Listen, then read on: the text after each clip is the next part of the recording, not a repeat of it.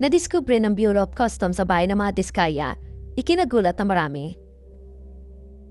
Sarah, ganito pala katuso at nagawa ang bagay na ito?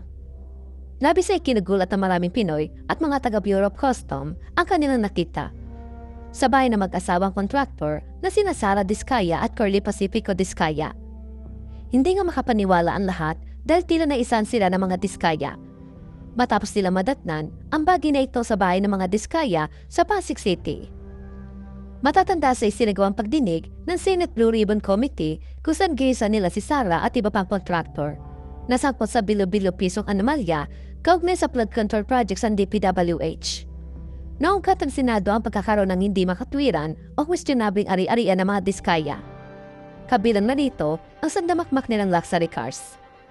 Matatanda ang unang nadiskubre ng marami ang dami ng sasakyan ng mga Diskaya sa interview ng mag-asawa kay Julius Babaw, kung saan ipinex nila ang aabot sa 40 luxury cars nila. Pero biglang nagiba ang bilang at naging 28 na lang nung matanong ni Senator Jingo Estrada si Sarah sa ginanap na hearing.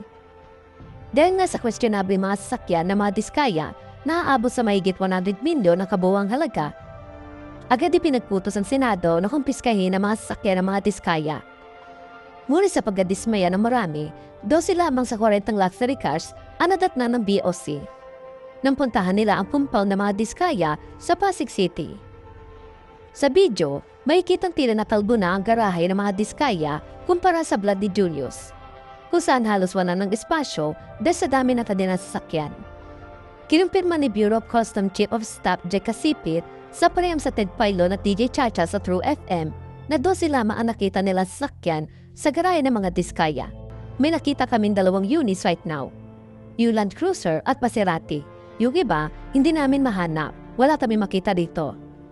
Kabilang sa mga nakuha ng BOC ay ang Rolls-Royce Cullinan, Bentley Bentayga, Mercedes-Benz G500, Mercedes-AMG G63, Toyota Tundra, Toyota Sequoia, Cadillac Escalade, Toyota SC300ZX SUV at Maserati Levante Modena. Ang 3 sasakyan ng GMC Yukon Denali at 2 Lincoln Navigator L SUV ay nasa service centers pa umano at isusurrender rin pagkatapos ayusin.